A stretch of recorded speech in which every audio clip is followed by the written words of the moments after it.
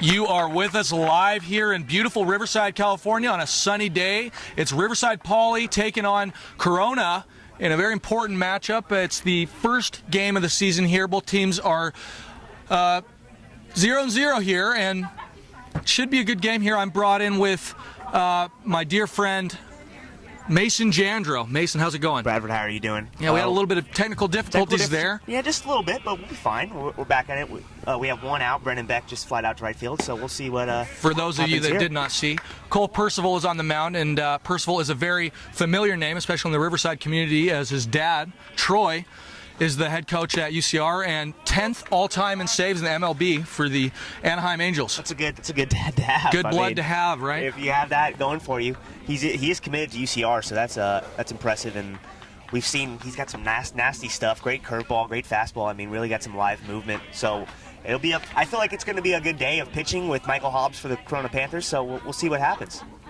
Ball goes inside, swing and a miss there from Gillislee.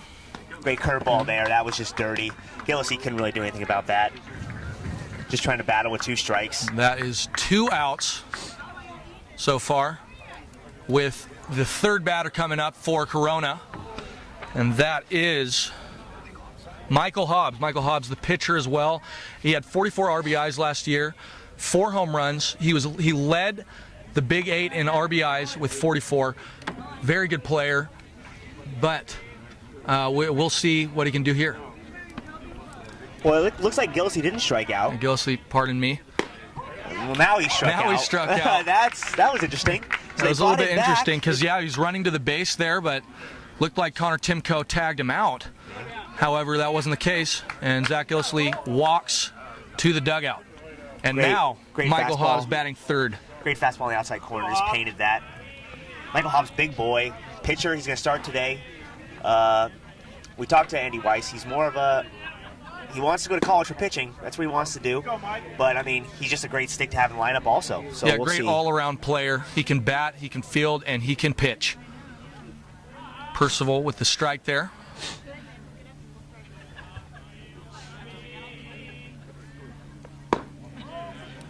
There's a ball there, 1-1 count. Let's see what he's doing there with, get ahead with a fastball, go with a slider next. Nice pitch.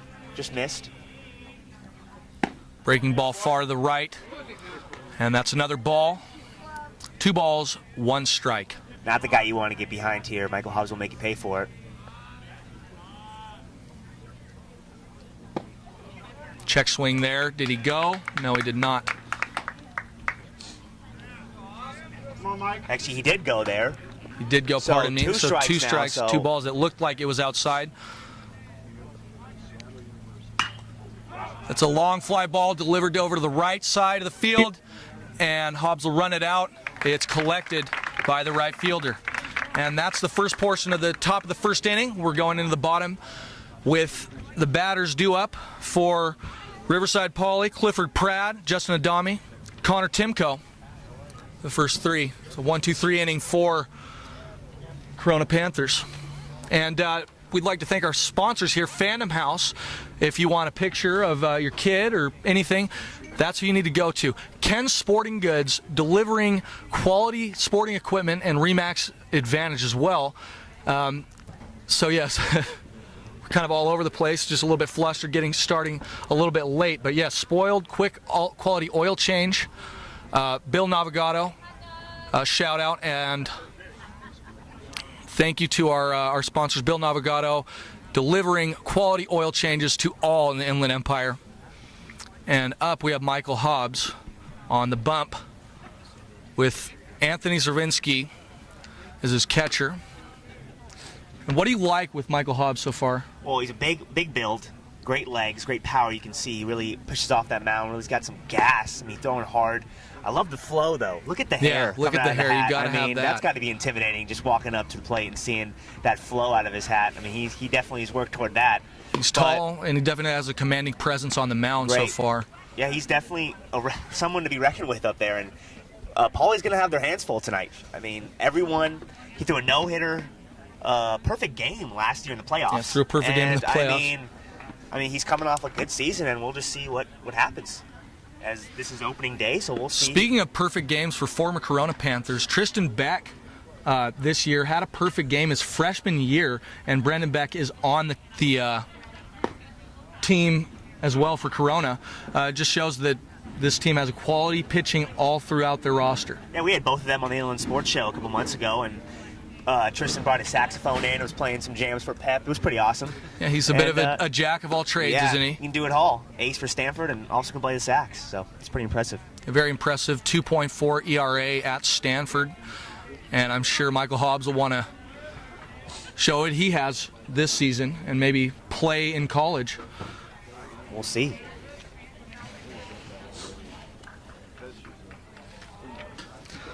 Hobbs was first team Big 8 last year. And due up is Clifford Pratt. 1 ball, no strikes.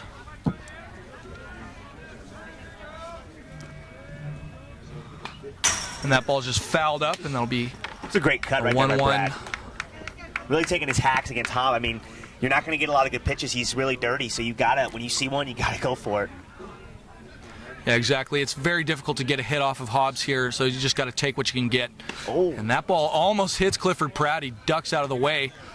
A little bit of danger there. Maybe Michael Hobbs knocking off a bit of the rust. Yeah. Getting his control down, his velocity as well. Hobbs deals to the right-hand corner. 3 balls, 1 strike. Green light, right, Mason? Now, I mean, leadoff batter, you want to see as many pitches as you can to start the inning, so I wouldn't be surprised if he takes this. And he swings and misses there. It's a full count. He went for it, though. Great swing. Great pitch. I mean, that was a good pitch to hit. 3-1 right down the middle. That was his spot. Just missed it. So it's a full count here. Hobbs delivers from the windup. And that ball is delivered into the gap. Center fielder is looking to field it. Good and easy collection by the center fielder, Chase Robeson. That was a good piece of hitting.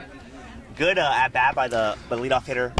Saw 6 pitches. I mean, that's great for the guys coming up to see what he's got. A lot of fastball. So far, it looks like, shots could get out of the park here. And there have been some good hits, but good fielding as well from both teams so far. Hobbs delivers.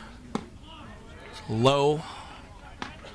That's a pitch you got to get ahead, especially starting off inning. You got to show that you can command the strike zone. And Hobbs 2 batters in a row, starting off 1-0.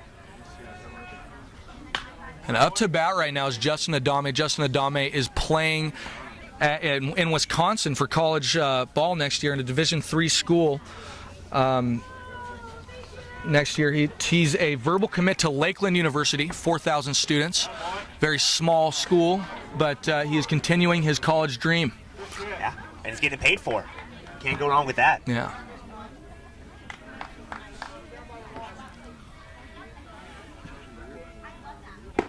There's a swing there, swing and a miss. There you see the power of Michael Hobbs just blowing it by somebody. I mean, just gas right there. That was a great pitch, outside corner.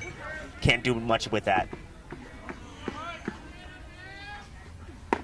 And another swing, and he strikes him out there. Great pitch, right? My goodness, that was disgusting.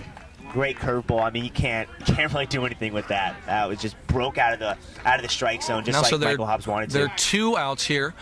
There is a chance of getting a 1-2-3 inning once more, and pitchers duel on our way. Yeah, exactly. We have number 22, Connor Timko. Connor Timko is a UC Santa Barbara commit. He's been a commit since his sophomore year. So great school. Obviously, yeah, a great player, and he's looking to further his high school career here with a good start, good first at-bat of the season. Michael Hobbs here working the outside part of the plate. 2 strikes right away. I mean, that's the way to do it on the number 3 hitter. Stay away, don't go inside. Timko definitely has some power. He's a good hitter, good fielder at first base as well. And of course, Hobbs is going to throw him a little bit of garbage there, right? I don't see him getting anywhere close here. 1-2, still ahead. And that ball's fouled off to the left-hand side by Timko. Fastball outside, I'd want to say he'd go probably curveball slider outside or in the dirt again. Just trying to switch up mile-per-hour speeds. Try to get him thinking a little bit more. Once again, Hobbs delivers. And that's a strikeout. A beautiful pitch there over to the top corner.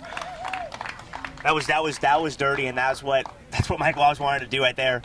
At the end of the first inning, we have a tie score 0-0, and our intern Colin got an interview with Gary Volger, and here he is.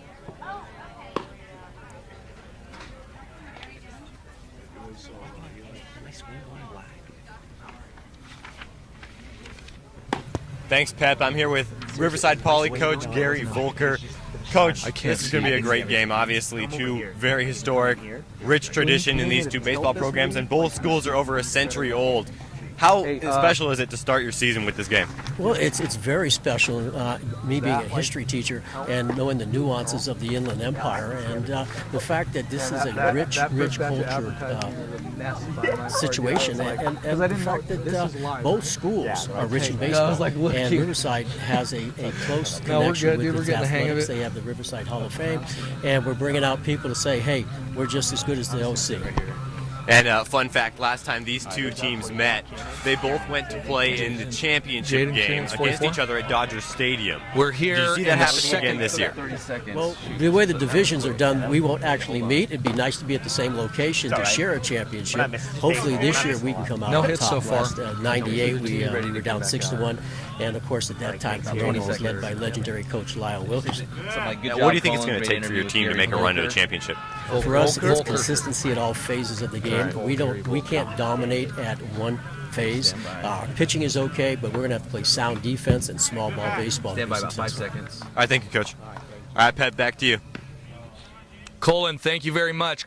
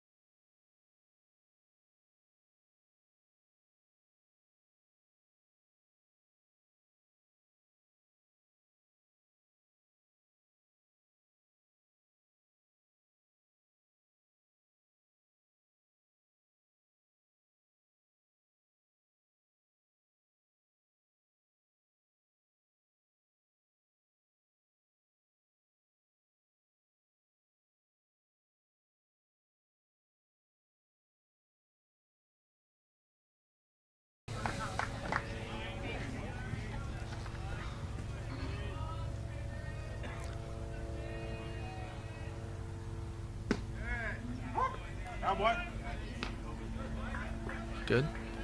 I'm ready to go. We apologize for the technical difficulties. A little bit of sun has interfered with our computer and our whole technical setup, but what you missed there was Trevor Matson got on base. He was walked as there's a grounder into the gap, and that'll advance the runner by Kaizen Shantz. Runners on first and second base, but like I was saying, Mason, Matson got thrown out on third. He got a little bit greedy there, tried to get to third base, got punched out, so there's one out.